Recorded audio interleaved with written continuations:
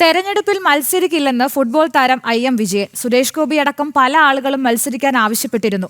രാജ്യസഭാ അംഗമാകാൻ ആവശ്യപ്പെട്ടാൽ സ്വീകരിക്കും. മത്സരിക്കണമെന്ന് സുരേഷ് ഗോപി പറഞ്ഞപ്പോഴും രാജ്യസഭാ സീറ്റിനെ പറ്റിയാണ് പറഞ്ഞതെന്നും IM വിജയൻ പറഞ്ഞു. ഞങ്ങളുടെ ദാസ് മുർഷി എന്നിട്ട് പ്രസിഡന്റ് ആയിരുന്നു പണ്ട്.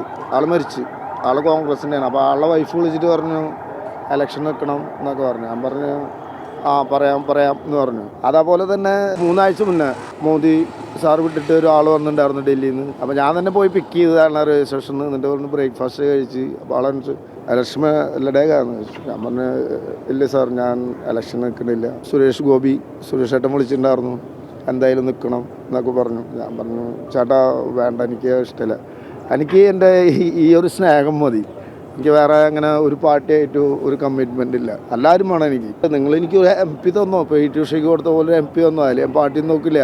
ഒരു സ്പോർട്സിൻ്റെ അത് വെച്ച് തന്നു കഴിഞ്ഞാൽ ഞാൻ തീർച്ചയായിട്ടും ഞാൻ MP കിട്ടി കഴിഞ്ഞാൽ എന്തായാലും വരുമെന്ന് പറഞ്ഞു.